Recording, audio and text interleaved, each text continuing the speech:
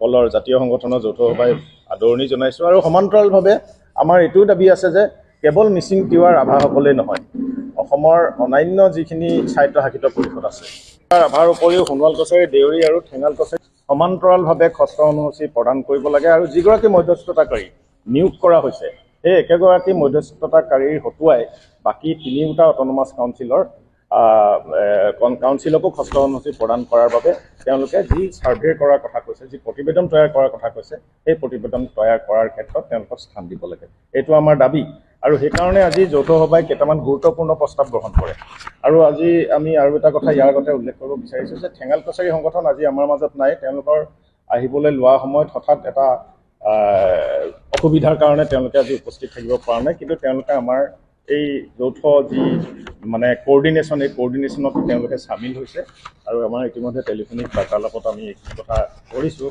গতিকে আমি আজি তিনিটা গুৰুত্বপূৰ্ণ প্ৰস্তাৱ গ্ৰহণ কৰোঁ। এক নম্বৰটো হ'ল অহা 19 জানুৱাৰী তাৰিখে গুৱাহাটীত আমি গণ অৱস্থান ধৰ্মঘট কাৰ্যসূচী ৰূপায়ণ কৰিম দেউৰী, সোণোৱাল কছাৰী, ঠেঙাল জাতীয় সংগঠনৰ যৌথ উদ্যোগত। এইটো প্ৰথম প্ৰস্তাৱ। আৰু দ্বিতীয় প্ৰস্তাৱটো হ'ল অহা 5 ফেব্ৰুৱাৰী তাৰিখে নতুন দিল্লীৰ যন্ত্ৰ মন্ত্ৰত আমি গণ অৱস্থান কাৰ্যসূচী ৰূপায়ণ কৰিম সোণোৱাল কছাৰী, দেউৰী আৰু ঠেঙাল কছাৰী স্বায়ত্তশাসিত পৰিষদক ষষ্ঠ অনুসূচীত অন্তৰ্ভুক্ত কৰাৰ দাবী। আৰু অহা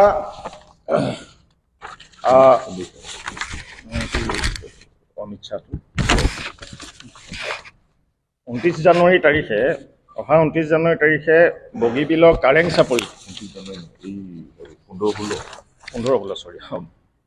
15 তাৰিখটো ক্লিয়াৰ হোৱা নাই। 15-16 তাৰিখে বগীবিলৰ কাৰেং চাপৰিত অমিত শ্বাহ ডাঙৰীয়া আহিব মিচিং যুৱ মহোৎসৱ আৰু সেই অমিত শ্বাহ ডাঙৰীয়াক আমি সাক্ষাৎ কৰিম আৰু সাক্ষাৎ কৰি আমাৰ দাবী সম্বলিত স্মাৰকপত্ৰ আমি প্ৰদান কৰিম।